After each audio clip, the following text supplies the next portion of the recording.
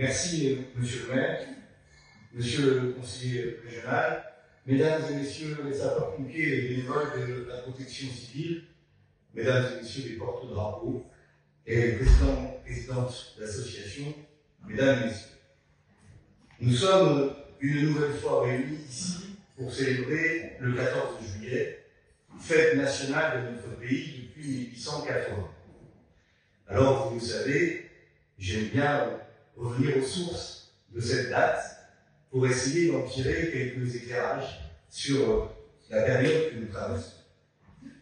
Lorsque la date du 14 juillet est choisie en 1880, la République s'installe définitivement, en tout cas elle l'espère à ce moment-là, et elle le sera à l'exception du tragique épisode de Vichy, s'installe dans notre pays et viendront ensuite les lois pour la gratuité de l'école, les lois pour la liberté d'association, la loi de 1905 sur la laïcité, les lois sur la liberté syndicale et combien d'autres progrès que la Troisième République, après celles qui nous ont précédées et avant celles qui nous ont succédé, ont été capables de construire et que nous chérissons encore aujourd'hui, plus d'un siècle après. Ce choix, c'est donc d'abord celui de l'unité du pays. C'est le 14 juillet, fête de la Fédération en 1790, qui est dans l'esprit de celui qui propose de célébrer cette date. La fête de la Fédération, c'est un an après le 14 juillet 1789 et la prise de la Bastille, ce moment où, dans la Révolution, on a un moment qui est estimé comme un moment d'unité où le roi vient prêter serment à la Constitution, reconnaître en quelque sorte la fin de l'absolutisme royal, et à Paris, vous faites la fédération avec plus de 200 000 personnes qui viennent. C'est ce moment d'unité de la nation qui est célébré par cette fête nationale cette date est choisie. Cette unité, elle est chaque jour à construire. Et je me joins à ce qui a été dit par monsieur le maire, notamment contre tout ce qui peut diviser les Français et les Françaises entre eux.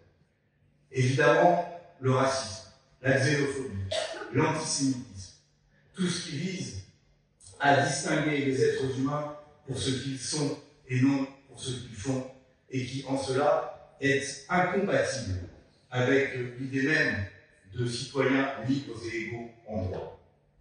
Ce qui divise notre pays, c'est aussi le sexisme, l'inégalité qui perdure encore trop souvent entre les hommes et les femmes, bien sûr, dans les rémunérations, mais pas seulement, dans l'ensemble de la société, et qui est là aussi un idéal, un objectif que nous ne devons jamais perdre de vue pour l'atteindre le plus vite possible, celui de l'égalité entre les hommes et les femmes.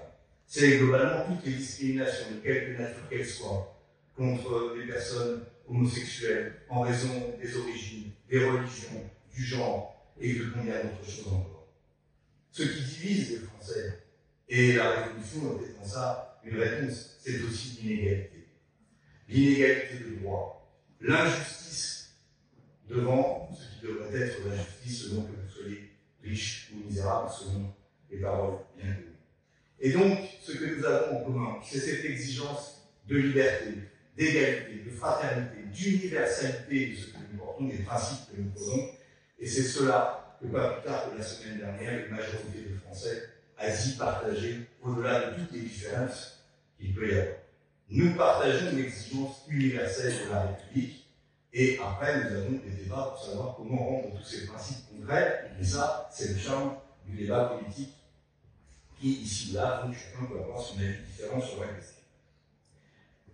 L'autre moment de ce 14 juillet, c'est évidemment la prise de la Bastille.